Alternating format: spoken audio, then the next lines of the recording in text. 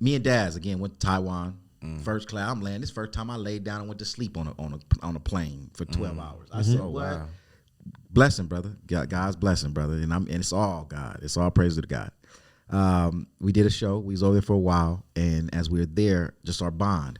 When I first got into music, I wanted to be an executive, and if I was going to do anything when I was 16 in a XXL magazine, and some people might go on Instagram and see, you could go on Dad's page and see he got the whole picture. We started off together. You feel what I'm saying?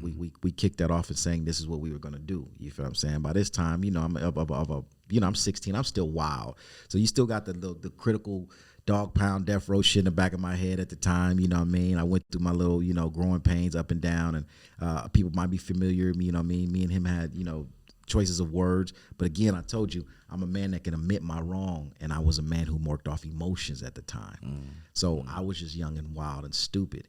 And again, we meant it that long time ago, and while we were in Taiwan, just a long story short, catch you guys up, that was, again, when I was 16, 17, 18, 20 years old, And now, when we went out the country, he said, "Let's get back and do what we was genuinely supposed to do." 50 years of hip hop. I come back to California. He called me like, "Hey, I got one." It's our song 8 Ball Sippin'. And of course, he took Pop's verse. You know what I mean? He said, "You just do this verse through the hook." I said, "Man, okay."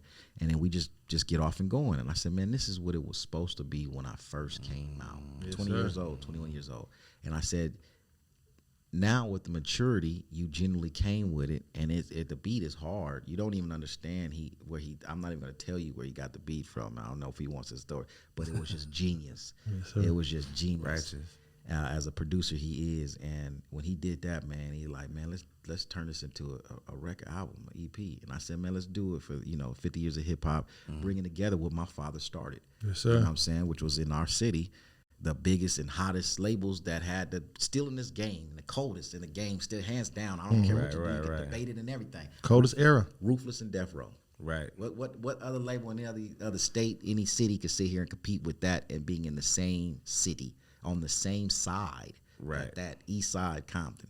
You feel what I'm saying? So that right there, you know what I mean, is what the idea and the goal was, to bring that together. You know what I mean? We're men. We're doing what we're supposed to do, despite the sit here in old situations and all that. We know what it was. If you're smart, you're intelligent. You know what I mean? I know some fans are a little dumbfounded, think that it was all bullet shells and popping and all that. Nah, Don't get it wrong. It was major than that. You know what I mean? You know what I mean? So, again, like if you don't know, Dre Day made Eazy's payday. So again, Yes, money was just Real recycling. Compton City G's, man. Money was My just favorite song. recycling. You feel what I'm saying? Shout out to Drayster. You know what I mean? And they were finna mend that then. If you go back, my pops wanted to sign Snoop at a point in time. And imagine if that would have happened. You feel what I'm saying? Right. This whole entity would have been under Ruthless Records, would have been, but hey.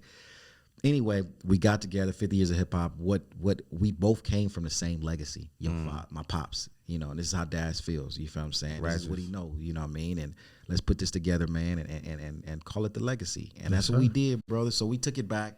You know what I'm saying? Gave you some flavor. Got Nate Dogg's son, RBX on it. Got my brother Baby Easy on it. Swang. You feel what I'm saying? I had to put my brother who's cold. He did his thing too. He is the Hey, three-star. The three-star, Baby Easy. That's what I call it. He is the coldest from my family. Yes, This is sir. how you do it, man. So I just, I had to put him on there, man. That's my brother's keeper, man. So my little brother. Blessings. And he got the real talent for this. And he's coming with his own album soon.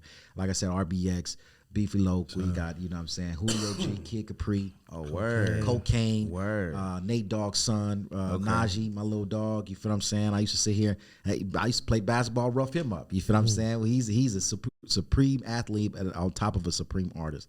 You feel what I'm saying? And I just loved it, brother. And we came together and did it, man. And put it out March 22nd, so you go to get on all platforms, man. And that's what we do. And that's what I'm getting on the road for, man. The legacy. Yes, sir, man. This is a great project, man. I wanted to let y'all know.